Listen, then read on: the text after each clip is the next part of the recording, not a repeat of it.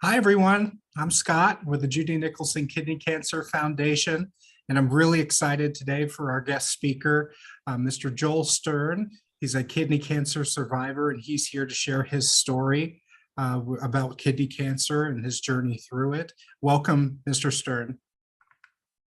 Thank you, Scott, and thank you, Linda and the Judy Nicholson Kidney Cancer Association for having me here today. Thank you for whoever's listening for taking time out of your busy day to hear me talk about my journey with stage 4 renal cell carcinoma. I have 3 goals today.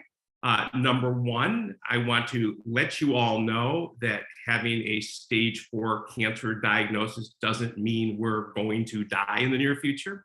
We have life to live and experiences to enjoy and things to participate in. Number 2, I hope to leave you with some takeaways on some of the lessons that I've learned going through this journey. And number 3, most importantly, I hope not to put you asleep in the next hour. Awesome. So what we're going to do today, we're going to talk about the diagnosis, where the news no one wants to hear. We're then going to talk about lessons learned from my journey so far. And it's not only relevant for stage 4 renal cell carcinoma survivors and caretakers, but it's relevant for anybody suffering kidney cancer, anybody suffering cancer. And I would suggest to you some of the lessons learned are even relevant to healthy people as we pursue our lives. I'll then give you my crystal ball view of my future, which I'll give you a little bit of hint, who knows? And at the end, I'll give you the contact information and a link to an article that I wrote. So November 18th, the day that I will never forget. I am an avid tennis player, as some of you know, and I love to play. I typically play 6 hours a week. I refuse to acknowledge that I'm getting old. I have a terrible back. I've had 7 knee operations. I've tore my Achilles tendon, but I keep playing. And by the way, for some of you who played with me, playing a lot doesn't equate to very good. I'm not saying that, but I love the game of tennis. And I was playing in August and September of 2020. It could barely walk after playing tennis. And I was absolutely sure it was just another malady involving my old back. So I went to a chiropractor for the first time in my life. And I think psychologically, I thought it was working, but it really wasn't. The pain was getting worse. So finally, I went back to an orthopedic surgeon who did some tests, including an MRI. And I'll never forget, my wife and youngest daughter were at the house that day. I get a phone call from an orthopedic surgeon I had only met once, who called me up and said, "Joel, you have a humongous lesion on your iliac bone, which is suspicious for cancer. We don't know where, but this is what we think it is." And I was in shock, obviously, and it was a rather informal and not the way I would suggest that you notify somebody that they have stage 4 cancer, but it is what it is. And over the next few weeks, I got diagnosed with stage 4 renal cell carcinoma. And the way they diagnosed me is they did a kidney biopsy, and they saw where the cells were coming from, and they graded it and staged it. They also found more than you can count lytic lesions on the base of my skull down to my back in my ribs, which are basically little lesions caused by the cancer eating into the bone. I was diagnosed through a combination of MRI, CT scans, and bone biopsies. I was given a first-line treatment of something called immunotherapy, which is absolutely incredible. And by the way, now that I know what I have and I get immunotherapy, every commercial on TV and every ad in People magazine is an ad for Opdivo and Yervoy. But it's always talking about lung cancer. I wish they'd add renal cell carcinoma there as well. But that's my treatment, and immunotherapy is more advanced than chemotherapy and works better for renal cell carcinoma, and it basically helps get your T cells to fight better against the cancer cells. I also get a shot of Xgeva monthly to help with my bones that are becoming more brittle as these lesions aren't going away. I had 15 straight days of radiation on my iliac bone mass, and the pain went from a 9 or 10 to now a 2 or 3, which is really, really good. I currently take 20 pills a day, and I'm counting the Metamucil, which is a good pill. I wish I had known about that years ago, including Synthroid for my thyroid, Cymbalta, for neuropathy, amlodipine for blood pressure, and a whole bunch more. I've had several side effects from the beginning of this journey, but not with, they're all manageable. And I should make it very clear that others have much worse side effects with the poison that we're all getting on a biweekly or monthly basis. The worst side effect for me, and those of you who know me know I'm the most hyper person in the world, is extreme fatigue. I don't think I've ever taken a nap in my life during the day, and now I can't get away without taking one during the day. My thyroid was shot as a result of the immunotherapy, which may be a good sign that it's doing its job. It's triggering things going on in the immune system. So I take Synthroid because I no longer have a working thyroid. I had a rash from one of the immunotherapies. I now have anemia. I have high creatinine, which is a kidney function test, which means I am borderline and getting closer to chronic kidney disease. I've never had high blood pressure in my life. I have high blood pressure, but now I'm on BP meds and it's back to where it is. And the one that drives my family even more crazy is I am a constant insomniac. I don't sleep. And from what I hear from many renal cell carcinoma warriors, this is a very, very common side effect. You may also see me drinking water every 5 seconds or so. My salivary glands are shot. So my mouth gets dry very, very, very easily. The secret there is chewing gum, but I thought in front of this audience I wouldn't chew gum, but I will be drinking water a lot. The current status 8 months into this is I have stability. And what we all need to come to grips with, we all want Ned to come to our house. You may not know who Ned is, but those of us who have this cancer know very well who Ned is. Ned is no evidence of disease. And when he comes to the house, we never want him to leave. We want to have this cancer ridden forever. And there is a percentage of people that have Ned, and we're so thankful for them. The next best thing is shrinkage. We want those tumors to get smaller. I'm not there. But stability, lack of growth, and no progression is also a sign that the immunotherapy is working, and I'll take it. A term that you may or may not be familiar with, but I will tell you it's in the vernacular of everyone who's dealing with this disease, scanxiety. It is not a typo. It's a word that we all know it exists. And I have my next set of scans Tuesday, and I already have scanxiety. I'm worried about what those scans are going to say. Is my cancer continuing to be held at bay, or is it growing? And people with renal cell carcinoma, especially stage 4, live every 3 months to 3 months waiting for those scans and hoping and praying the results are good. So that's my journey. What I want to do now is share the lessons learned from dealing with this dreadful disease that I wouldn't wish on my worst enemy. The first lesson learned is that the stages of dealing with cancer are real. And they apply to whether you have leukemia, lymphoma, lung cancer, brain cancer, or renal cell carcinoma. When I first heard the diagnosis, I was in shock and denial. I refused to acknowledge that I was going to die in the very near future because that's what I was hearing no matter what people were telling me. And I was already looking at my will and thinking if my kids are on my good side or on my bad side, what do I need to change? I got to plan 13 more vacations in the next 11 months, just in case I can't take one a year and a half later. I went through the denial stage where this can't be me. I just suffered prostate cancer in 2007 and I was cured. And I'm absolutely pleased for those 13 years that I've had no progression with respect to the prostate cancer. So that's a tough stage. It's a pretty short stage, at least it was for me. Then the anger stage. Why me? And it wasn't suggesting why me, therefore it should be somebody else. I would never wish this on someone else. But I was thinking, you know, my mom died of cancer. My father had prostate cancer. My oldest brother has prostate cancer. I had prostate cancer. My wife had a brain aneurysm in 2007 and barely made it. Thank God she's doing well. You know, isn't enough enough? And I was angry. And I wasn't sure who I was angry at. And I don't like being an angry person. It's not my nature. But I was very, very angry. And then we go into the bargaining stage. This is a fun one, right? I mean, God, give me another year. Let me go to the Super Bowl. Let the Cleveland Browns win a Super Bowl. Let me watch my grandsons get older.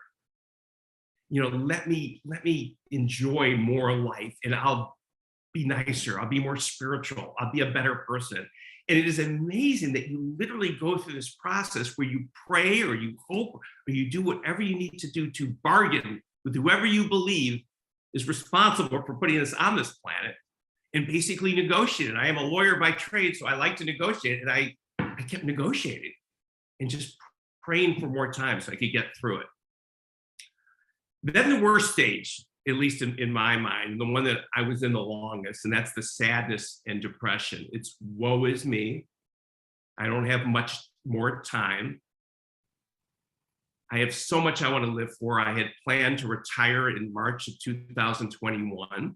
So to get this news in November of 2020, when I thought I was going to enjoy the rest of my life, having fun, not having stress, was something I was looking forward to. And I had never been really depressed. I mean, I have a little bit of anxiety like everybody else does, but I always could find something good to be happy about. And to find myself sitting on a couch thinking there is no point to living bothered the heck out of me. And I'm sure it bothered the heck out of my family. And that is a very, very tough stage to be involved in. But then 4 or 5 months later, I wake up and I'm going to beat the you know what out of this disease. And there's no way I'm going to let this disease define me. I'm going to now be defined on how I deal with this disease. And that's a great stage. And all I would tell you is maybe some of these go in different orders for some of you, but this is the process that we as cancer warriors go through. And some of us stay in certain ones for longer. Some of them may miss one versus the other. But this is real. And as a caretaker or a loved one of somebody who's dealing with somebody with this disease, please understand that this is normal. And the goal is to get to the 5th stage of dealing with cancer. The next lesson learned, and this is relevant for anybody, whether you have cancer or not, is selecting the right medical team is crucial in the fight. And my perspective of watching cancer warriors deal with this disease and other cancers is that unfortunately, your survival likelihood is to a great degree based upon the medical advice and attention you're getting. And it's your life, so you deserve the best that you can get. Number one, and those of you who worked with me know I'm a big believer in this, you have to have a captain of the ship. Don't ever let doctors fight with each other and say, here's what I would do, but I don't know what she would do or he would do. I want my primary oncologist who's taking care of me to reconcile the varying conflicts out there with respect to my treatment and take control over my treatment. And with respect to stage 4 renal cell carcinoma, you clearly want to have somebody with renal cell carcinoma expertise that's actively involved in your treatment and care. In my case, I have an incredible doctor. He's the head of oncology at Northwestern in Lake Forest. But the very first few meetings, we also had a renal cell carcinoma expert out of Northwestern downtown. But the captain of my ship is my oncologist. Also, it's critical to have other specialists as you go through this. I have a radiologist, oncologist, a urologist, a nephrologist, and I could do all the gists in the world, but they're all active and on Team Stern. And by the way, one of the best pieces of advice I can give you, because we've all been there, is when the doctor gives you all these great options you have and says it's your decision, and you're looking at him or her and say, what? I depend on you to tell me that. No, here are the options. I want you to make the best decision you can, but it's your choice. The best question you can ask them is, what would you do if it was your wife or your child? They can't duck the answer to that question. Now, you may decide to go a different way, but I want to know what that doctor is going to do if it were his person he loves or she loves the most. I am biased towards teaching hospitals, ideally in the big city. I truly believe that the best care is done in big cities and in research and in academia. Find a doctor in a hospital that offers palliative care. We'll talk about that in a second. And I'm a huge believer in bedside manner. I am absolutely convinced that based upon the amount of time we spend with our doctors and our therapists and our nurses and whatever, why in the heck do we want to deal with somebody who doesn't give us the time of the day, who doesn't treat us or our caretakers with respect? For most medical issues, there are many great doctors who can care for you. Pick one that you want to be with in a room, that treats you with dignity and respect, and that answers your questions in a responsive manner. So my view is bedside manner is absolutely critical. The other comment or lesson learned that I would give you, and again, this relates to more than just stage 4 renal cell carcinoma, it's your life. When somebody is talking about treatment and treatment options that can give you weeks, months, and years, and it's not exactly 100% certain what you need to have done to you, get a second and or third opinion. It's critical. The next lesson I learned is be very wary of the internet. The first thing we all do when we get this diagnosis is we go on the internet and we Google stage 4 renal cell carcinoma, and we get scared out of our minds. What we see is information that is blatantly wrong, very misleading, or very outdated. If you Google that right now, you will see studies that show that the 5-year survival rate for somebody with this type of cancer that's spread to the areas that it's spread is 10 to 13%. That's pretty scary. That's kind of why I got in that sadness depression. But when you do further homework and further analysis and you talk to the experts in the field and you get educated, that's pre-immunotherapy. And that's critically important to understand. The other thing is that statistics don't take into consideration the variables of the individual. How's your health? Where are you getting treated? Where has it metastasized? What stage are you? What grade are you? How old are you? What are your prior health problems?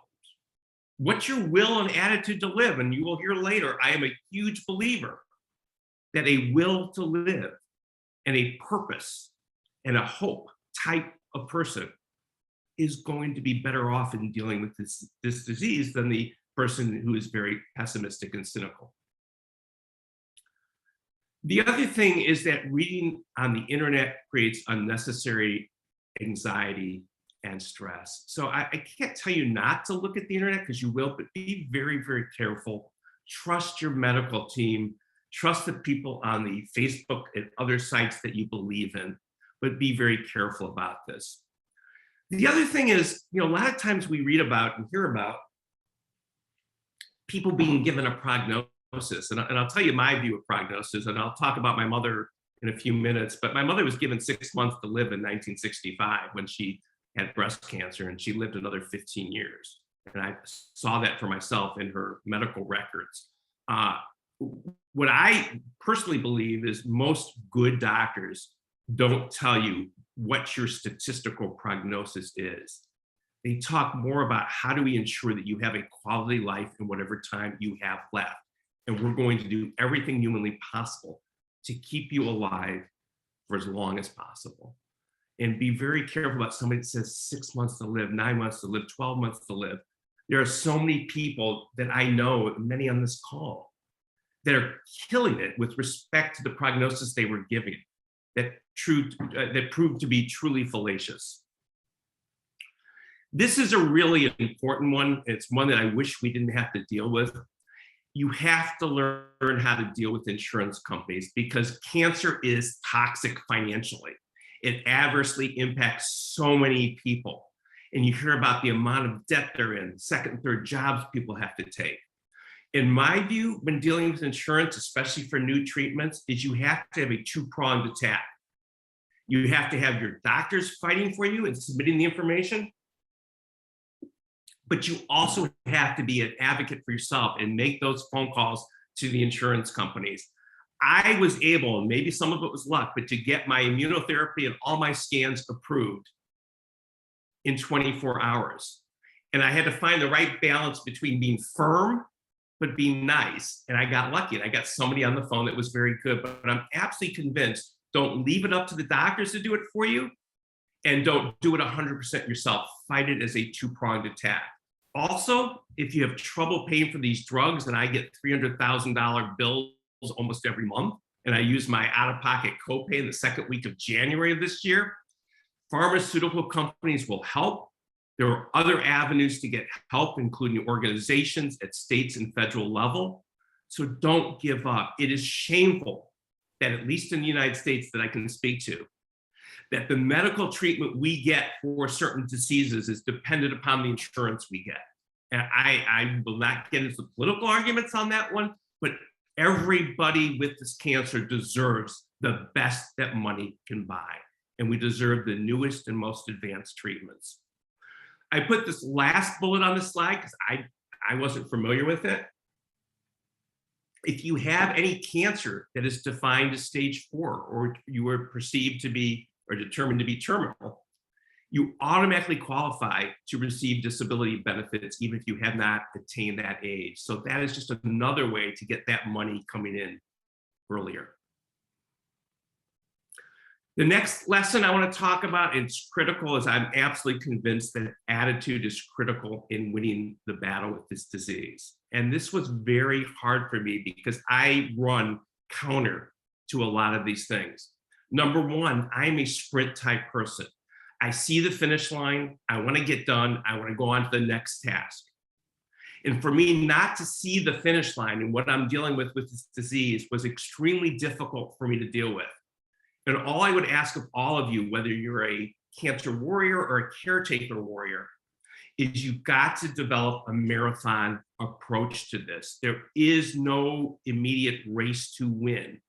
You have to look at this over the long term, and you have to win the battles, not the war. You also have to live in the moment. You know, I have this quote, I think I penned it, but maybe I stole it from somebody, but anxiety for tomorrow prevents you from enjoying today. And it's really important for all of us to realize this. Anxiety does nothing good for us. If all we do is spend our time being anxious for our next scans or anxious to see whether this treatment's working, when we were healthy enough that day to go to see a movie or go watch a ball game or go see a play or read a book, we just ruined today. Anxiety serves very little purpose. Celebrate the battles won versus the end game. A little bit of secret for you, and it's not rocket science. The end game for all of us is death. I mean, I know that sounds crazy, but we're all going to die. It's one of the few things we can't control. And if you look at it that way, then the only difference between me with stage 4 and somebody that's healthy is I got more obstacles in the way, and I got to figure out how to win these battles earlier than somebody else does. But they are battles to be won. There is no winning the end game, which is avoiding death. Personally, my goal is to avoid not living in a quality manner and enjoying life. And so far, after a rough start, I've become pretty successful at that. The other thing you have to think about is tactical versus strategic happiness. I always tell people that before I turned 50, I had this view of the world that at 50, I'm going to find the pot of gold at the end of the rainbow. And I'm going to be strategically happy. I'm never going to have to worry about happiness again. I'm going to turn 50 and the world's going to be fantastic. And I'll never have another worry. And then as I turned 50, I realized that wasn't true. And when I got this diagnosis, I realized it was even less true. The key thing is to focus on tactical things that make you happy. I played tennis an hour before this call today. I did pretty well today for an old man with stage 4 RCC. That makes me happy. I saw the grandkids a couple of days ago. We're going out to dinner tonight with some people we haven't seen for a while. reassess what happiness is and don't necessarily look for how I find nirvana. Focus on the little things that compounded are going to put you in a really good mood. Also, your view of quality life is going to change with this disease, right? I mean, I can tell you, I used to play 6 hours of tennis a week. I played 2 hours a week. I used to run from 5 in the morning till 10 o'clock at night without any naps and any rest. I now take a nap a day and I get fatigued an awful lot, right? I can't do the things that I could do pre-diagnosis. So my perspective on quality has to change, and I'm finding quality in life in things that I never thought I would be able to find it in before. The other thing is the glass half full perspective. I always tell people when the glass is empty, you're going to know it's empty. When it's full, you're going to know it's full. The issue is when it looks like it's half full and you think it's always half empty, that puts you in the wrong mood or attitude to deal with this disease. So always try to figure out how I make that glass half full when you can go either way. It's going to help you in dealing with this disease. This is so relevant for most people. Faith and spirituality and beliefs in God and religion are so critical for people in dealing with this disease. And as I tell people very honestly, I'm jealous of people that have strong beliefs in religion. I have a very strong belief in God. And I told you during the bargaining stage, I spent a lot of time with God, but use the church, use the tenets that you believe in to help give you comfort in dealing with this disease.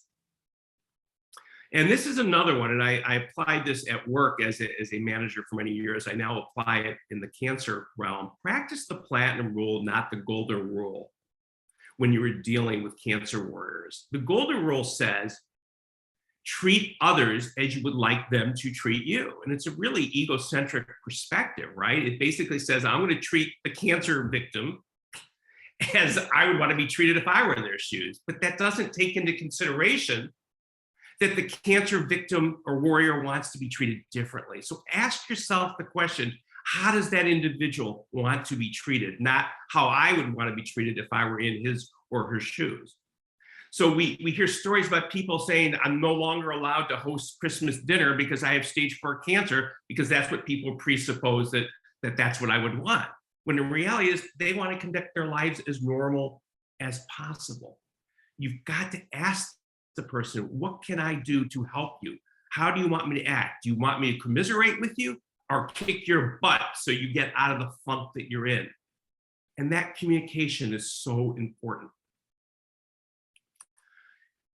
I'll never forget, during my first few weeks of diagnosis, I saw on a piece of paper, palliative care, no cure. I went into shock. What do you mean there's no cure for my cancer? And it really put me in that perspective that I'm going to die and die shortly. And I equated palliative care to hospice care, end of life care. And boy, was I wrong.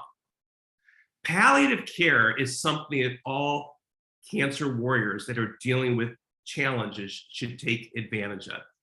It looks at the disease from a totality, not just the treatment of the cancer, but how are the side effects of the medicine affecting you? What can we do to minimize those side effects? What can we give you to relieve the pain? What can we help you with on the mental side of dealing with this disease? And most hospitals have a team of people that provide palliative care, and they include doctors and nurses and specialists and others that provide that extra layer of support. And it's important to understand it's appropriate at any age and at any stage in a serious illness. It can be provided with curative treatment, and it takes a lot of courage to take advantage of it. I will tell you, never in my life did I ever think I would be seeing a therapist to help with the mental challenges of this disease. And I took advantage of palliative care, and I have an incredibly gifted therapist that I see that helps me deal with it and kicks my butt when I need it. And it's great. It's part of the cost of the treatment that I'm getting. It's really important. So remember, palliative care is not hospice, and it's something that we should all be looking into if we're not taking advantage of it today. This was a hard one for me to learn because I like those nice shiny objects, but I will tell you, when you get this disease, your perspective should change, at least in my opinion. Objects lose their luster over time, while experiences last forever. When you get that new car, you're absolutely enamored with it. You're showing it off. You're driving around the neighborhood. You wash it every week. You never want to get a dent in it. And 3 months later, you couldn't care less. But experiences last forever. And what's great about experiences, you have the anticipation of the experience before it happens. Then you have the experience itself, which is typically incredible. And then you have memories that last forever.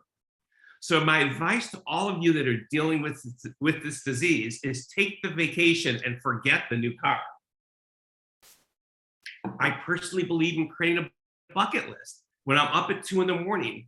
and I can't sleep, and I do love that time, I write down the things I want to accomplish. And just to give you an ad hoc list of things that I've done since I thought I was going to die tomorrow, is I went to the Super Bowl for the first time in my life. I played golf in Naples, Florida. My wife and I went to Fort Lauderdale with our youngest daughter.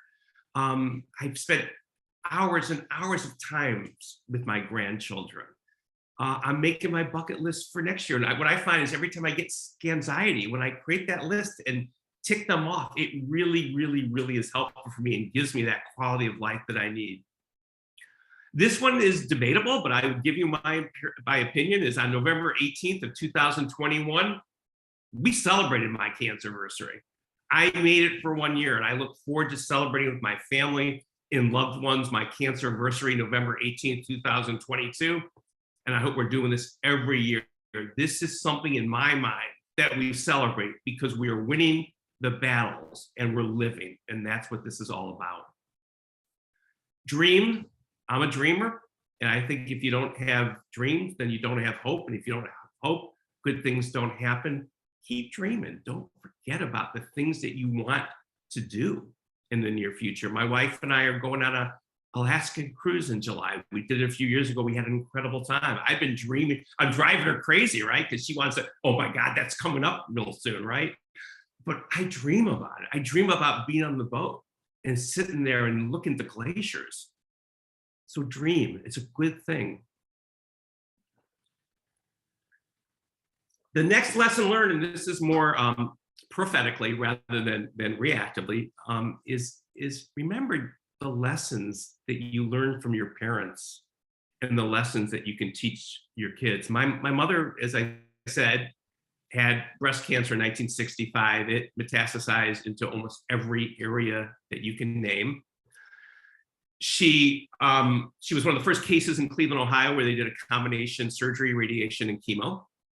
And I'm ashamed to say this, that I don't think I appreciated the lessons she taught me at the age of 5 until 20, but subconsciously, I think I did learn them. She taught me never to give up, to focus on what's important, to have the courage to wage the wars that we have to wage with this ugly disease, to find quality of life when it's awful hard to find, have a sense of humor. Doesn't have to be a good one, as you can hear from my lamed jokes, but have a sense of humor in dealing with your disease, have a positive attitude, and never ask why me, because it presumes that it should be someone else. And her legacy, she passed away 42 years ago, and I am proud to say that I think about her every day, and I try to be what she was, and I try to carry those messages on to my children and grandchildren. And there's nothing better to suggest that a woman who died of cancer 42 years ago, that her legacy continues to this day. And I didn't even have any knowledge of these things as a teenager, but now they resonate so well with me today. So thank you, Mom. I miss you still. Having a network is so important. And my wife will kill me for showing this picture. It is not Photoshopped, even though she says it is. But this is us on an Alaskan cruise a few years ago. My wife, Donna, has been absolutely incredible. We smile and laugh, and I talk about now being content. Donna and I are as happy as we've ever been. And she has been an incredible caretaker. And I will tell you this, caretakers, when I took care of her when she had her aneurysm and was in intensive care for 8 or 9 weeks and almost died several times, That is the most powerless and underrated role out there. It is harder than being the victim, the warrior, patient. And I had the honor of taking care of her, and now it's payback time. The difference is she got cured from her aneurysm. Now she's got to take care of me for the next, hopefully, 25 years. So thank you, Donna. My 3 daughters are absolutely incredible. My oldest is in the middle. She's a pediatrician like Forrest, and she's the one who connected me to the head of oncology at the hospital that I see. My middle child, Amanda, is on the right. I love her dearly, and she's given me 2 grandsons, and absolutely my baby Tay Taylor's on the left. She's now, 28, 29 years old. But they have all been magnificent in dealing with me during good times and bad. So thank you to them. Where would I be without Aiden on my left and Ollie on my right? They are my reason, right? My kids are grown up. I've done my job. It's now their job to take care of their kids. This is why I want to live. And Brittany's gonna have a baby boy in a few months. That's 3 boys. I grew up with 3 brothers. I then had 3 girls, and now I'm gonna have 3 grandsons and hopefully more. But I look forward to these kids and spending time with them more than anything in the world right now. And every time that I get in that bad space, because I do get in that bad space, I look at their faces, and this is why I fight. And this is why so many of you fight. My dad and my brother and my dad's wife have been absolutely incredible. My dad is a World War II veteran. He's 96 years old. He is amazing. He took care of my mother for many years, and probably the best caretaker that I've ever been associated with. And he's a loving man who gave me the right values growing up. And him and his wife, Nora, and my brother, Eric, have been absolutely incredible in helping me deal with this, as well as cousins. My sons-in-law, Jason and Ben on the left, and then obviously just a picture of friends playing tennis with. My friends have been incredible. They know how to cheer me up. They know when to kick my butt. They know when I want to play golf. They know when I want to stay home. I'm just so blessed to have that critical network around me. And then you see the old guys that I play tennis with in Chicago. Which one has stage 4 RCC, guys, right? I mean, this is the point I'm making, right? I'm dying, but I'm not. I'm living, I'm playing tennis, I'm having breakfast. That was a good breakfast place, if I remember correctly. There are other groups that are really important with respect to this disease. I can't say enough about the Judy Nicholson Kidney Cancer Foundation. They have been incredible to me, and hopefully I can give back to them a little bit. Kidney Cancer Association is great. I put my hospital down there. Cabo Medics is on the left. That's for people that are taking this brand new inhibitor drug that's out there that has really bad side effects, but also really works very well.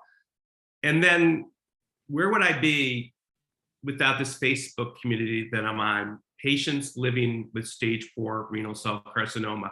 I don't know how I found it. I think I found them on the internet, but they have been incredible. This is a private Facebook community solely for patients and loved ones living with stage 4 RCC. It is the most incredible community. I'm addicted to them. They got to deal with me. I hope they deal with me, but it's a good addiction. There are more than 2,000 people on the site. We learn, we share with, we comfort each other. It's a safe haven for people who understand what we're dealing with. It's a treasure trove of information that's on this site. I'm absolutely convinced that we get more medical knowledge because every one of us has different doctors, and we share and we share. And we mourn our losses, but we celebrate our wins. And I am so lucky, and I thank Helena and Cindy and the others that kind of run the site. There is no better site out there if you have stage 4 renal cell carcinoma than this site. And I call them my virtual family because they mean a lot to me, and I can't thank them enough. And I will do a very brief advertisement. I am working with some of the warriors on this site, as well as the Judy Nicholson Kidney Cancer Foundation. We are hosting a dinner for stage 4 renal cell carcinoma patients and their loved ones / guests at Harry Carey's in Rosemont, June 25th. And if you want to hear more about it, my contact information is at the end, but we have over 50 people attending, and we're not going to sit there and talk about woe is me, we're dying, or look at my side effects. We're going to talk about life and the celebration of life and the battles that we've won. And I'm really thrilled that my doctor is going to be speaking. The head of palliative care is going to be speaking. We have people coming from as far away as Mexico that are coming to this dinner. If you have interest and you want to be part of an incredible community, please just let me know. So as we get close to the end of this presentation,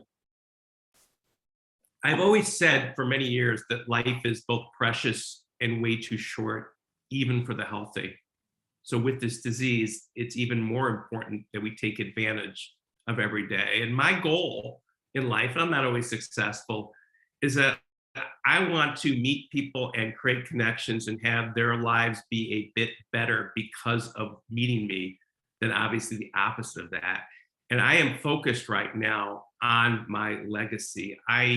So many people have died with this disease that we've heard about. And what's incredible is that the survivors, whether they're spouses or kids or grandchildren, that there's a piece of the person who died inside of them, just like there's a lot of my mother inside of me. And when I do things that my mother used to do that were kind and empathetic and good, I feel very close to my mother. And my goal, whether I die tomorrow or live another 30 years, is to make a positive impact on the people that I love. And I also want to enjoy every minute of life and never take things for granted that I used to before. I mean, I walk down the street and I look at the clouds and I get excited. I never get excited about clouds, right? I hear the water rustling in the backyard pond and it soothes me.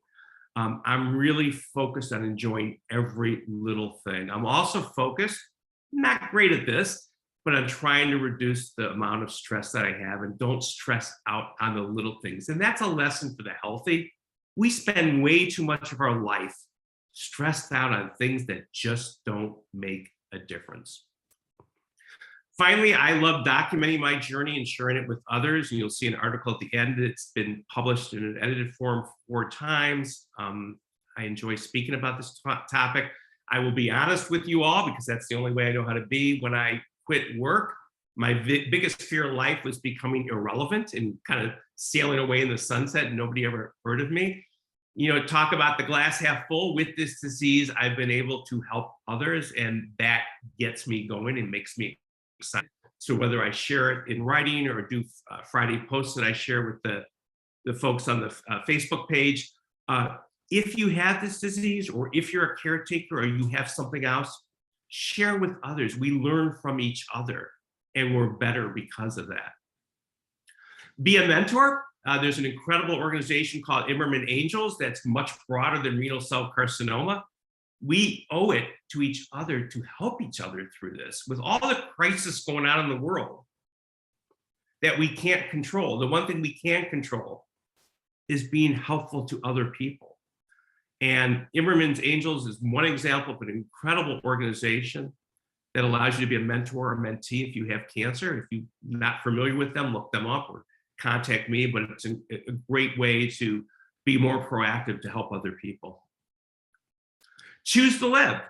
I know that sounds pretty simplistic, but I'm absolutely convinced that we can choose to die, we can choose to wallow in our self-pity, or we can choose to live and make the most out of that. And that is a choice that nobody can take away from us. And I choose to live. And most of the people that I talk to choose to live. And this is why I call them warriors, because they're fighting to make those choices under very difficult circumstances, depending on what they're dealing with and what their side effects are. So the future. Well, I don't know, right? But I will tell you something. My favorite quote comes from this book called When Breath Becomes Air.